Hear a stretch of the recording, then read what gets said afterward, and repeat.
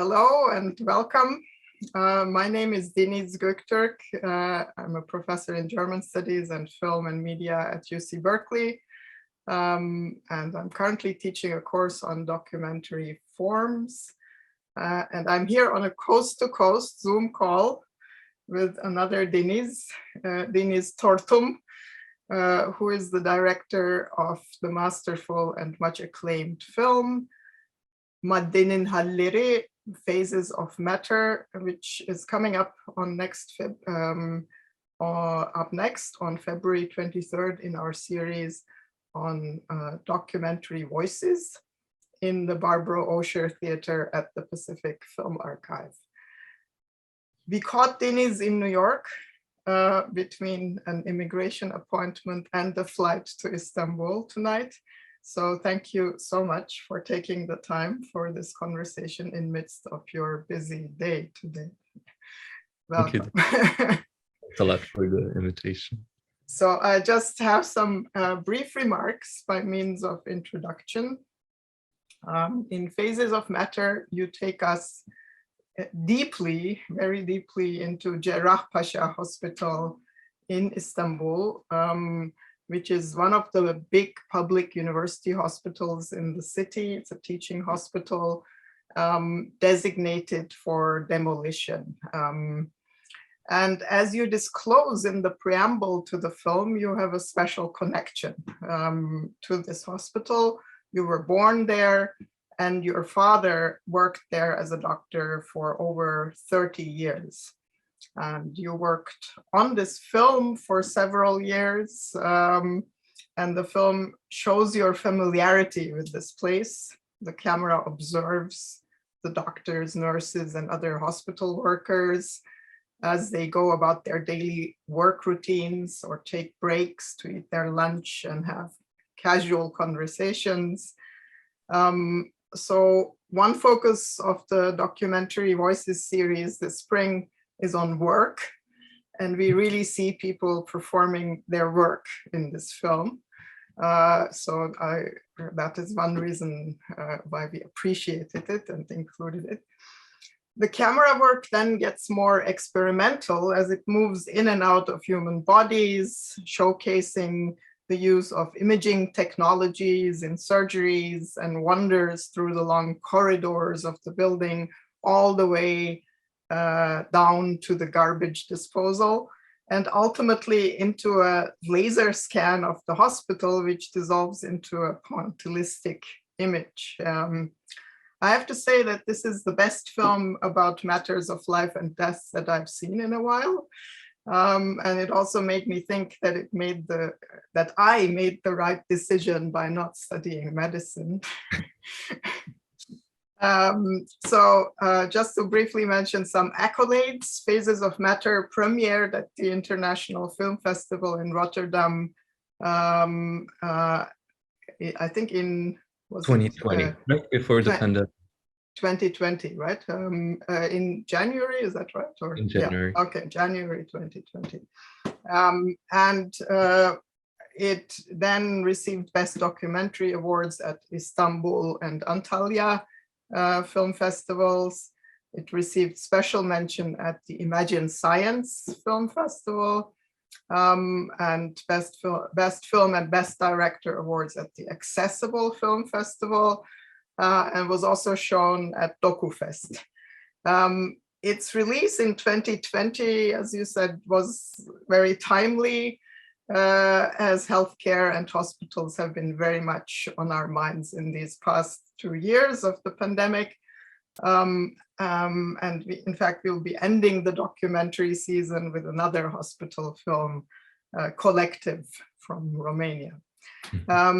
So when I was putting together films for the Documentary Voices series with curator Kathy Garretts, whom I believe you know, I asked some colleagues in film and media who work in Istanbul about exciting new documentaries coming out of Turkey.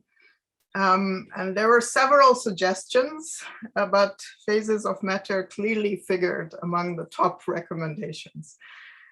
So when I got in touch with Deniz by email, he surprised me by responding that he actually completed the film while he was living in Oakland, California, and he used to be a regular visitor to the Pacific Film Archive during that time.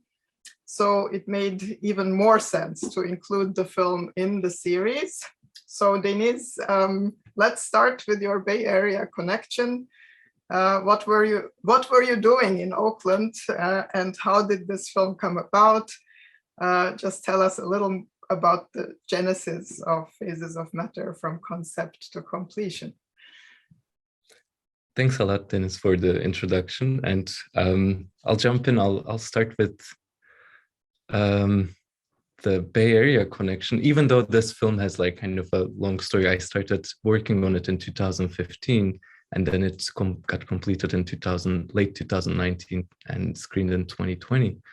But during the last part of editing, I was living in Oakland. We had moved with my partner mostly for her work, and then we relocated to Oakland. And there I was also a resident at the SF Film in San Francisco and a regular at the Pacific Film Archive. And in my time in the Bay Area, I also had the chance to work with Ernst Karel on the sound. So we really had the chance to work together and sit together and talk and think and listen to the film and develop it together.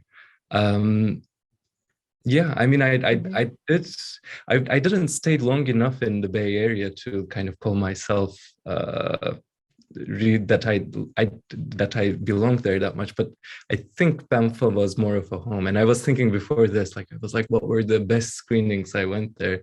I remember like one silent Andy Warhol film that I walked in and I was completely amazed. And then there was the Zoe Beloff screenings of the films of Eisenstein and Brecht, the never made films. And I don't know, I still carry really dearly in my heart. Yeah, it's good that you mentioned Ernst Karel, because when at the screening he will actually be present and talk about the sound design that was completed here, I believe, at Muir Beach in the studio. So we look forward to hearing more from him on that connection. So also he was connected to the sensory ethnography lab at Harvard, founded by Lucien Taylor, and did the sound for many films coming out of that lab. So there is this connection and network, it seems like, through the sensory ethnography approach. That also connects to the last film we showed in the series, The Two Sites by Joshua Bonetta, also inspired out of that sensory ethnography lab. So I was wondering if you could talk a little bit about that context. I believe you were at MIT and Harvard, but also, its significance for the conception of your film, and also, for the students, what does sensory ethnography mean to you? Yeah. Yeah, I mean, first of all, Lucien's and Ernst and the sensory ethnography lab's work have been very inspiring for me, even before I was there. But at the time I was doing my graduate studies at MIT, I was in the comparative media studies program, and I was also cross-listed at the sensory ethnography class, which is this 1 year long class. And that's where I actually started working on Phases of Matter and did the first shooting and then the first edit. And the lab and the cohort was actually really influential on like kind of how I developed and thought about the film. Regarding sensory ethnography, we actually never really discussed the term. So I personally don't know if there's kind of an agreed upon meaning, or what the meaning for Lucien, Verena, or Ernst is. But to me, I generally think of sensory ethnography as kind of about films, yes, kind of about expanded senses, but what I think is mostly through embodiment, and embodiment as a way of different ways of seeing, and embodiment as a way towards different type of subjectivities.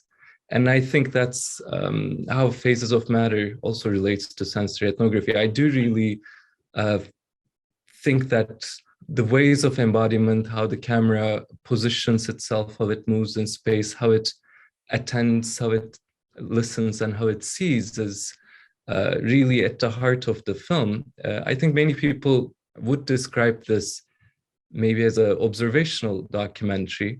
Yes, I think there is the observational mode, but then there's also kind of the sensory mode, which is much more about embodiment and where the body and the camera positions itself, what type of sounds it hears, and does it listen to the machines or to dialogues, or how it, for example, moves through corridors.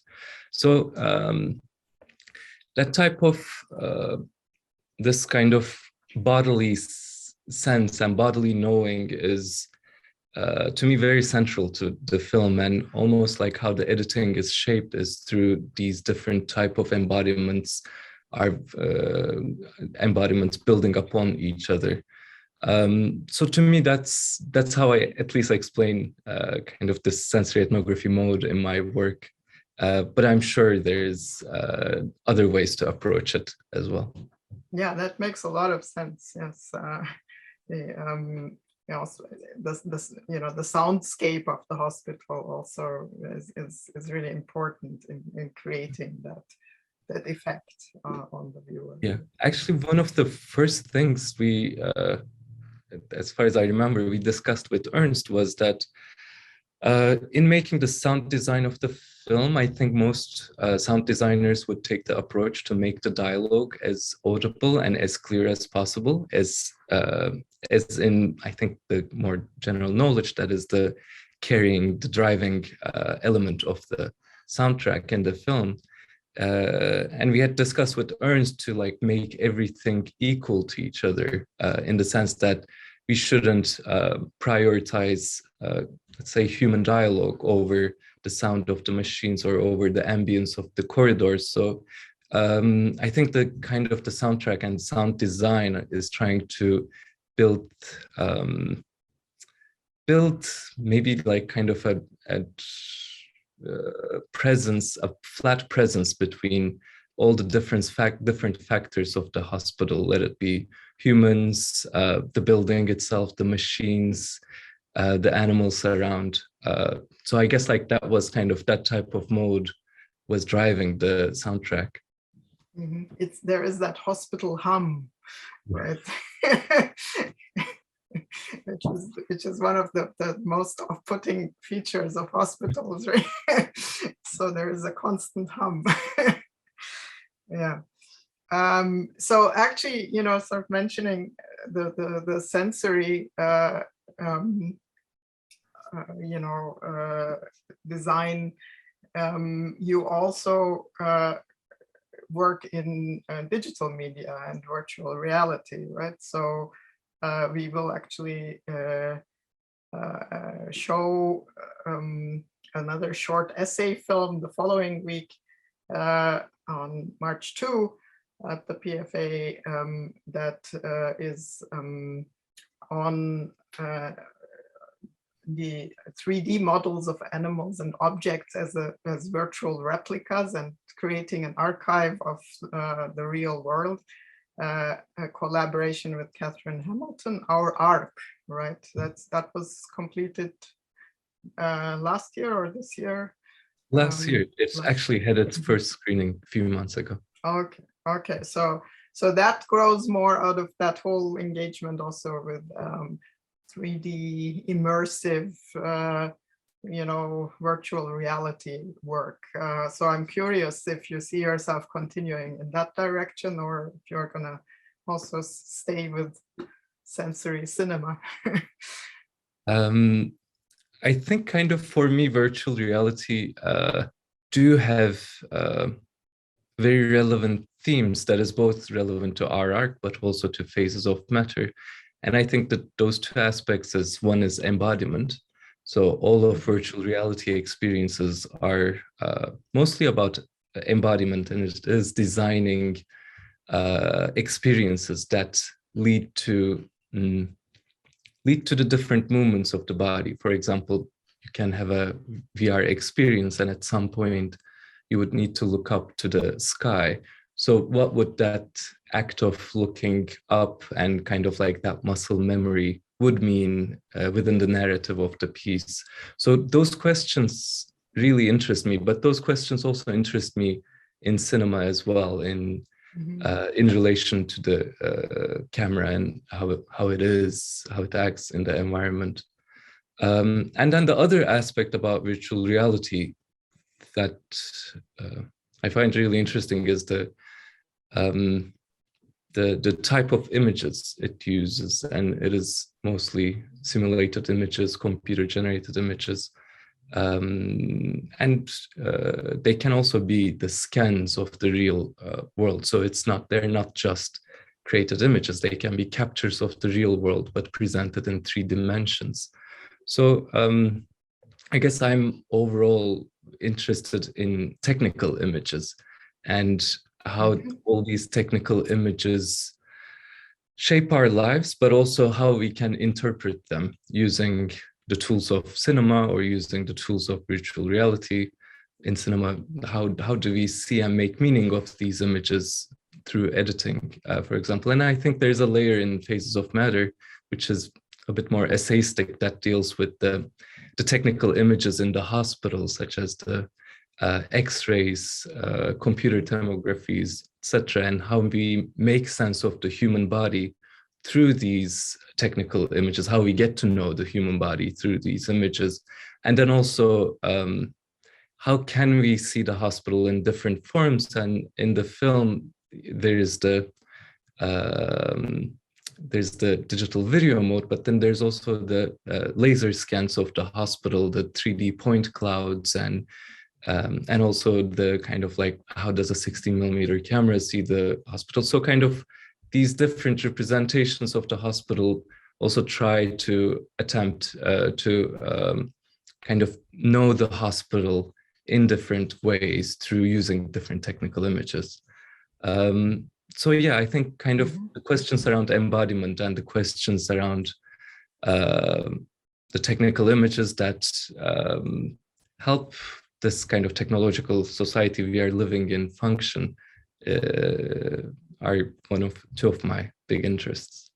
Yes, so all that really expands the sensorium of moving images and also probes the limits of perception, right? And in that sense, your work is situated at the intersection of cinema or moving image, cinema in a broader sense, expanded cinema, and science, it seems to me. Then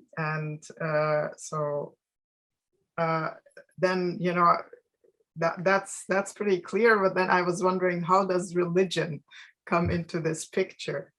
Because there are various references to religion throughout Phases of Matter. You were filming parts during the month of Ramadan, and so there are conversations about fasting or not fasting among the doctors. And in one scene, we see the drummer go through the streets at night to wake people up for their nightly meal. But then a very important key scene in your film, I think, is the conversation with the hospital imam, who pointedly says a hospital has 1 entrance but 2 exits, right? Which I think becomes also a tagline for you for another project. So one exit to the morgue and cemetery, the other back into life. So this highlights the importance of time in life and its transition from birth to death. So I believe the Institute of Time was also part of this production, right? So, and the subsequent one. So I'm curious to hear about that as well. But yeah, could you say a little bit about religion, maybe, and how that factored into this film? That is, so in the film, we watch mostly the hospital workers and kind of the hospital environment. And towards the ending, there's an odd interview with the hospital imam that is stylistically different than the rest of the film. And imam gives this talk about how life is something that is constantly evolving and expanding, starting from conception to death and afterlife. And I was really kind of amazed by this little story when I first shot it, and it always stayed with me through the making and editing of this film. And I think one simple answer to give about why it is in the film is like it is for this like plurality of voices of kind of, yes, there's all the science and medicine, but then there's also other stories we tell each other about life, death, and what kind of like being present on Earth is about. And then there's also, I think, something very interesting in that story that that these different stages of life are all connected, and it's like there's no like end or beginning, that it is all this constantly growing thing. And I think that was how I was thinking of the hospital as well, as kind of like it is not a place that there's doctors and then there's patients and there's only these like relationships and transactions between humans, but it is a place where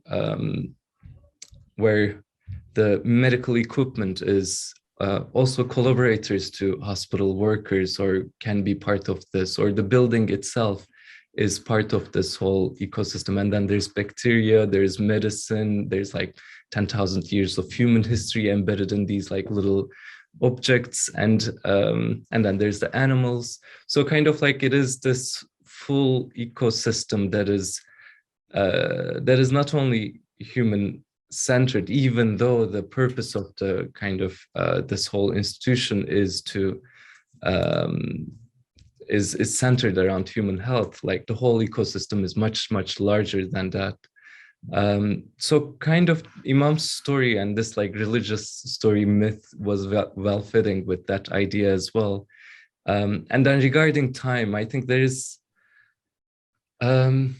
something about kind of the superposition of time and like kind of these phasing in and phasing out in the film as well. The film starts with a cadaver scene, and there's the young doctors, the interns that they're in an anatomy class, and they're looking at this cadaver. And I guess the only difference between the people in the room is time. They kind of missed each other on time, but they're still learning from each other. The students are learning from the cadaver, and then that person becomes their part of their lives. So this type of superpositions of time, and then kind of an expanding ecology of the living and the non-living kind of adds up to, I think, the kind of portrait of this hospital. And that's how I see religion coming in. Oh, that's very interesting. I'm curious about this imam. He seems an unusual imam somehow. And you know, whether he delivered the speech at first take, or did you have to rehearse it with him? It was actually just one take. It was, we did shoot a bit with the imam, but then he was also very excited. He used to be in the theater club in high school, so he was actually like in the scene he tells performing about, but he was like, this is a play for two people, but I'm gonna just perform it as one person. Yeah, that's really interesting. So speaking of time and history, I also wanted to bring up the scene at the end of Phases of Matter, where our gaze is, not the very end with the laser, but, sort of just before that, where our gaze is directed out into the night and onto a huge projection screen seen in the distance, where we see horses galloping. And then, sort of from the fragments we catch from the sound in that scene, we gather that it is an anniversary of the celebration of the conquest of Constantinople by the Ottomans in 1453, an anniversary which has become a major public performance and spectacle of past glory under the current administration in Turkey. So by relating this demise of the hospital, because, in the narrative you present, the hospital kind of almost disappears, right? So demise of the hospital, by relating that to another spectacle outside, which re-signifies the passing of time and history, it seems that you're offering a very subtle commentary on the social and political transformations in Turkey, as seen through the microcosm of this hospital. So I think that, I would hate for that to get lost in the discussion of the film. And I think that might be one of the reasons the film resonated in Turkey, where there's currently a lot of concern about political and economic crisis and decline. So I wonder whether you care to comment on that at all. Yeah, thank you for bringing it up. And as you said, that scene is a very important part of the film. And I think maybe that is a feeling that that is not completely articulated, as we are living still within the history has not become history. So it is sometimes hard to articulate those. But what I was thinking was that, as you said, there is this huge rally for the conquest, the anniversary of the conquest. And at the same time, another conquest, maybe like kind of a conquest of the cities happening as well, because this rally is happening on filled land, which used to be the sea, and it was filled to be like one of the biggest rally areas in Istanbul. And the threat to the hospital itself, why there were the talks of it being demolished and being moved, is because the land it sits on is very valuable. So a hospital is not necessarily the best investment for that land. So what do they want to build there? A shopping mall? There isn't a plan. I think this was also kind of like this weird looming project, because the hospital is still there. Most of the buildings have been demolished, and there's now kind of like these mobile buildings. And there's the promise of new buildings that will be upcoming, that there will be new renovated buildings, but it still didn't happen. Mm-hmm. So kind of it is this almost policy of almost like letting it wait, and so that they would see if there's a lot of reactions or not, or kind of like, yeah.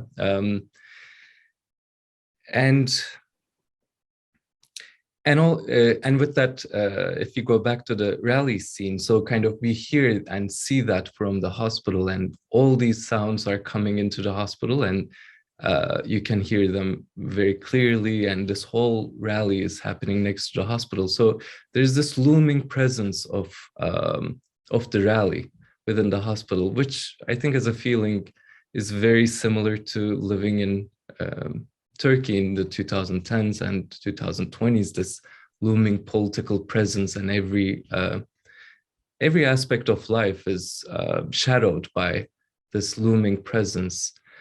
So kind of, I think the mood of that scene does reflect the contemporary mood of Turkey. And then I think what the film tries to do is that, this city has been here 500 years ago at the conquest.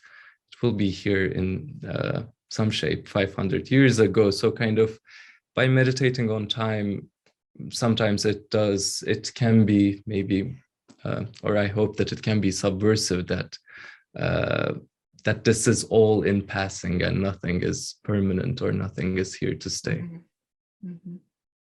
Yeah, that to me was a very powerful scene in the film, and definitely, you know, then kind of zooms out from the microcosm of the hospital and puts it into yet another larger time frame. Yeah.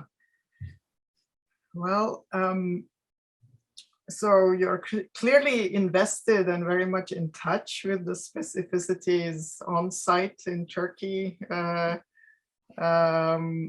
while at the same time you've created a work that speaks across borders on a more universal scale and really kind of makes us reflect on the limits of our perception and our knowledge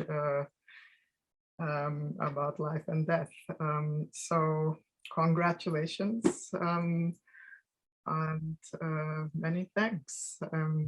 Thanks a lot, Deniz, and thank you to Pacific Film Archive for this invitation, and really honored to be part of this program. Great, thank you so much.